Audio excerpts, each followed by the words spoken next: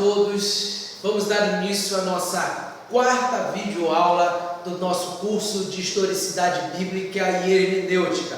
Falando agora, encerrando a parte de Historicidade Bíblica. Então, vamos dar continuidade, falando agora de como a Bíblia chegou até nós. Graças que nós chegamos no momento em que a Bíblia surge no meio da igreja, ou seja, surge no meio da comunidade cristã.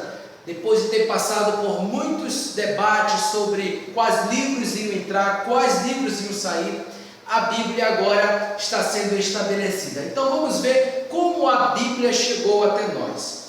Poderíamos dizer que a Bíblia passou a existir a partir do momento que se concluiu a sua estrutura. Nesse caso, teríamos que escrever que isso aconteceu por volta do ano 100 depois de Cristo, há pouco mais de 1900 anos. Os escritos bíblicos no início não formavam um corpo único, como os livros que hoje compõem as nossas Bíblias. Não estavam todos juntos. Certas pessoas possuíam, por exemplo, uma carta de Paulo, outros o Evangelho de Lucas e ainda outros textos do Antigo Testamento. Poucos tinham o privilégio de ter textos escritos em casa. Era coisa rara e preciosa. Além disso, por muito tempo a lista dos livros que deviam entrar na Bíblia não era clara. Havia comunidades que aceitavam, por exemplo, a carta aos Hebreus como um texto inspirado, mas outras que o rejeitavam. Em outras igrejas, livros que hoje não estão na Bíblia, como o Pastor de Hermas, eram considerados como os livros canônicos. Aquela briga que eu falei na aula passada. Livros que estavam como canônicos na Bíblia, que depois foram tirados pela própria Igreja Católica e colocados os que eles já haviam tirado, gente. Então havia muita confusão, não tinha clareza sobre a veracidade ou a certeza da canonicidade desses livros. Ora, uma curiosidade interessante aí: os livros que a Bíblia cita e que não foram canonizados pelo Velho Testamento, gente, é uma lista muito grande que você pode conferir aí na sua casa, conferir aí na sua Bíblia, os livros que a Bíblia cita, mas que não foram canonizados. Eu vou dar os versículos para vocês, as referências, e vocês procuram aí na casa de vocês. O livro do Convênio, Êxodo 24, de 4 ao 7. Livro das Guerras, Números 21, 14. Livro de Jassá, ou livro dos justos, ou também livro dos retos, que está lá em Josué capítulo 10, verso 13, e 2 Samuel 1, 18. Livro dos estatutos, está em 1 Samuel 10, 25. Livro dos Atos de Salomão, 1 Reis 11, 41. Livro de Natã, 1 Crônicas 29 e 29. Livro de Gade, tem aí Profecias de Aias, 2 Crônicas 9 e 29. Visões de Ido, que é o mesmo do 2 Crônicas 9 e 29. Tem aí também o livro de Semaías, 2 Crônicas 12 e 15.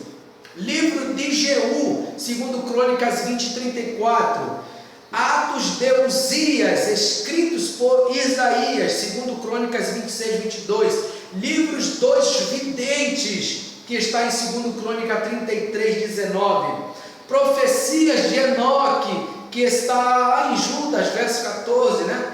E comentários de Mateus de Nazaré, que Mateus 12, 23 relata. Então, são muitos livros aí, são algumas das referências de livros que a Bíblia fala, mas que não foram canonizados. Outras referências do Novo Testamento também tem. A Epístola Perdida de Paulo, que está em 1 Coríntios 5, 9.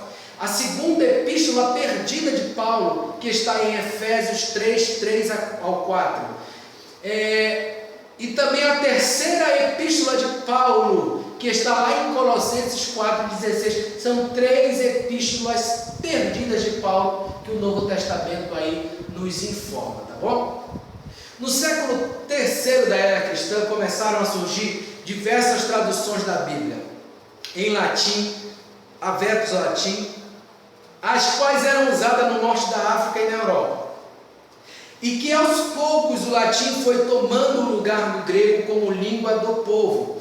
Em 382, o Papa Damaso chamou um padre Eusébio Sofrônio Jerônimo para fazer uma revisão dos evangelhos da Vetus Latina, tradução feita a partir do texto grego da Septuaginta. Então, a Vetus Latina era uma tradução feita direto da Septuaginta. Estaria surgindo agora a Vulgata Latina para fazer uma correção dos evangelhos. Vejam que coisa estranha. Que por sua vez é a mais antiga e importante da tradução da Bíblia hebraica, produzindo assim um texto uniforme para ser usado na igreja. A criação da Vulgata Latina era justamente para se ter um texto uniforme, único, para ser usado em todas as igrejas cristãs daquela época. Viria aí surgir agora a Vulgata Latina como um livro ou uma versão de revisão da Vetus Latina, que eu não sei por que tinha que ser revisada, já que ela vinha direto da Septuaginta. Ela não precisaria ser revisada, mas o foi. Assim o Papa Damaso obrigou de uma maneira muito estranha, porque o Jerônimo vai falar isso para a gente numa carta que eu vou mostrar para você daqui a pouco, sobre esta questão do porquê que ele vai fazer esta tradução da Vulgata Latina. Começou com o hebraico, depois foi para a Septuaginta, que é a primeira tradução do hebraico para o grego. Depois veio a Vetus Latina, que veio direto da Septuaginta, e aí vem a Vulgata, que vai ser justamente aquela revisão, a tal revisão que vai ser feita da Vetus Latina.